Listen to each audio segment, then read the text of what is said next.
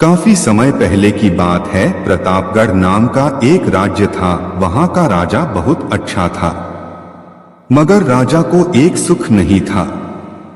वह यह कि उसके कोई भी संतान नहीं थी और वह चाहता था कि अब वह राज्य के अंदर किसी योग्य बच्चे को गोद ले ताकि वह उसका उत्तराधिकारी बन सके और आगे की बागडोर को सुचारू रूप से चला सके।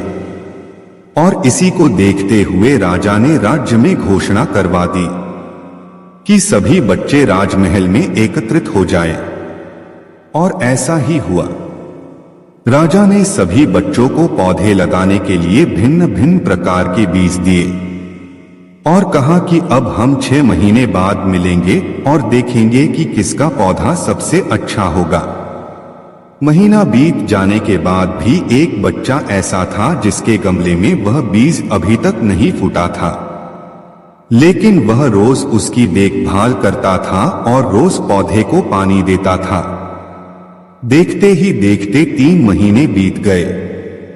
बच्चा परेशान हो गया।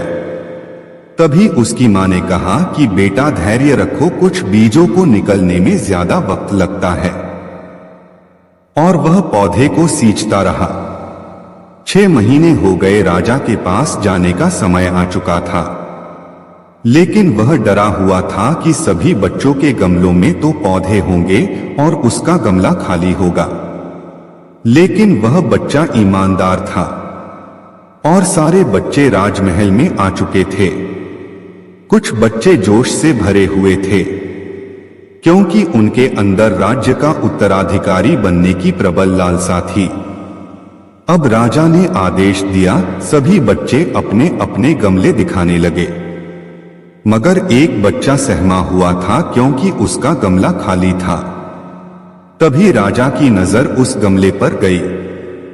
उसने पूछा, तुम्हारा गमला तो खाली है। तो उसने कहा, लेकिन मैंने इस गमले की 6 महीने तक देखभाल की है। राजा उसकी ईमानदारी से खुश था कि उसका गमला खाली है, फिर भी वह हिम्मत करके यहाँ आ तो गया। सभी बच्चों के गमले देखने के बाद राजा ने उस बच्चे को सभी के सामने बुलाया। बच्चा सहम गया और राजा ने वह गमला सभी को दिखाया। सभी बच्चे जोर से हंसने लगे।